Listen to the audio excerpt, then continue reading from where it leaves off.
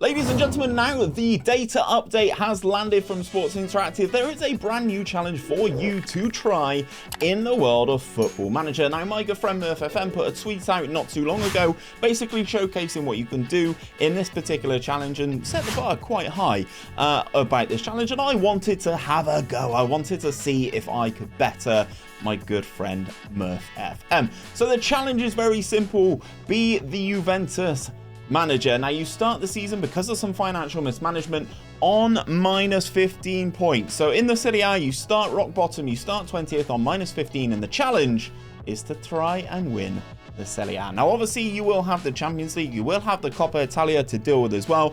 The board expectation is to avoid relegation. You start on minus 15. It's going to be quite difficult, but this is why I like the challenge. So this is what I've put together for this particular tactic, this particular challenge. If I quick pick without restriction, the best 11, Juve have actually got quite a good team. There's a couple of players in here that I do really like at the Juve squad. I do like Bremer. I think he's a fantastic little player. Quadrado's a walking red card, or at least he is for me in draft mode. Paredes, interesting as well. Locatelli, big fan of him. Chiesa, big fan of him. And then obviously the big man, the big Serbian, Dusan Vlahovic. Really looking forward to seeing what I can do with this man. Obviously, former Partizan man. Obviously, sorry, wrong corner. Over this corner, we've got ourselves a Red Star shirt. But I am a big fan of Vlahovic, even though he is a Partizan export. So this is the tactic that we're going to run. It's called the Old Lady. Obviously, that is Juve's T nickname in English. We're going to be gunning to try and win the Serie A. We're going to go through all the league matches. We're going to go through all the Champions League matches. We're going to go through all the Coppa Italia matches and see if we can get this job done. So we start the season in August with some tough fixtures as we take on Lazio, AC Milan and Torino.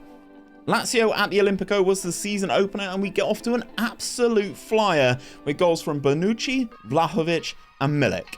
Next up was AC Milan at the San Siro, and we managed to secure another huge 3 points as Vlahovic opened the scoring and Locatelli snatched the win with his 93rd minute rocket.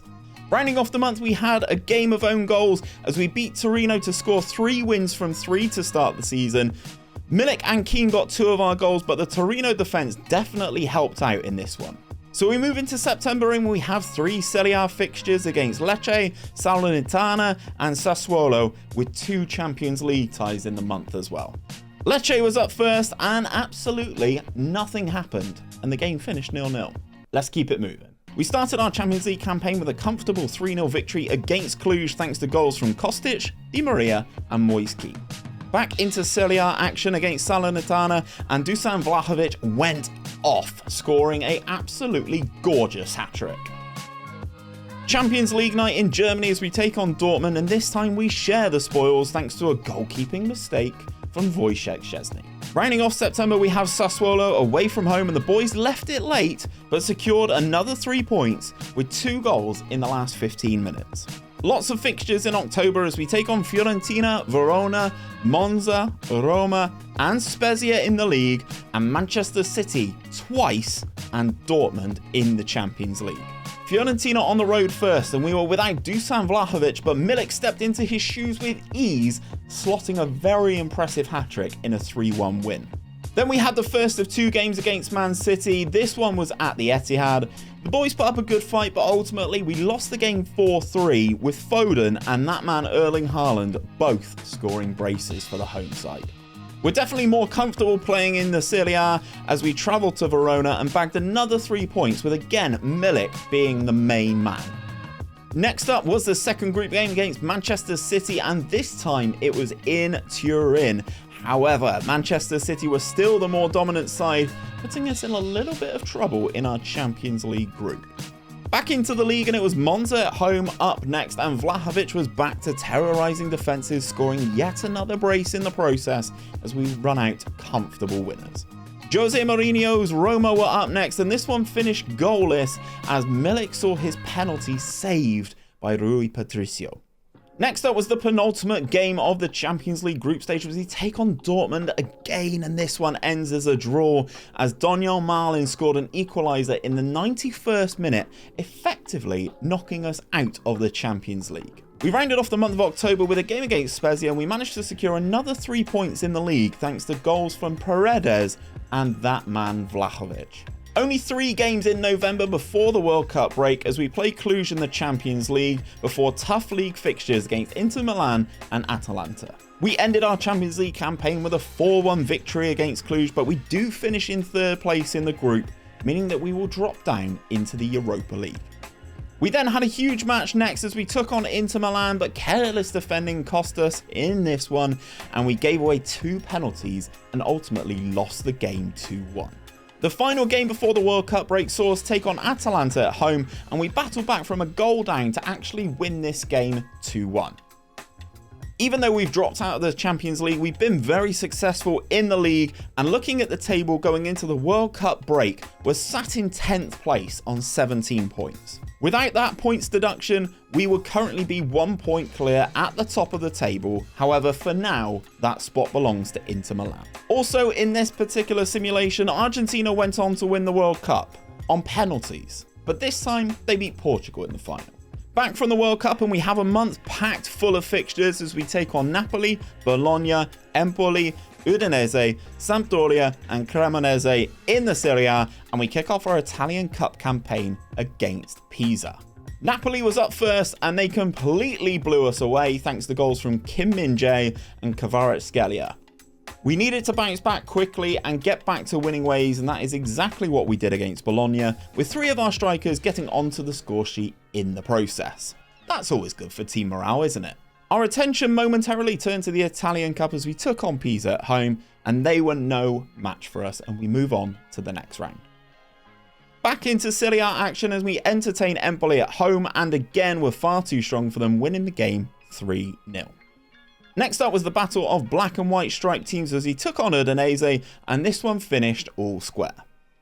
We followed up that draw with Udinese with another one against Sampdoria. Literally nothing happened in this one yet again. Rounding off January, we take on Cremonese at home and we demolish the boys as Milik and Vlahovic put on a show, scoring 5 goals between them, including a hat-trick for the big Serb.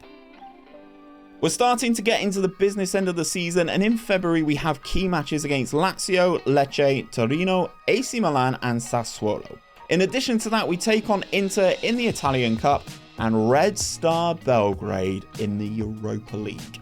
It was Inter Milan up first in the Italian Cup quarter-final, and after a 1-1 draw inside 90 minutes, the game went on to penalties, with Mkhitaryan missing that decisive penalty for Inter Milan.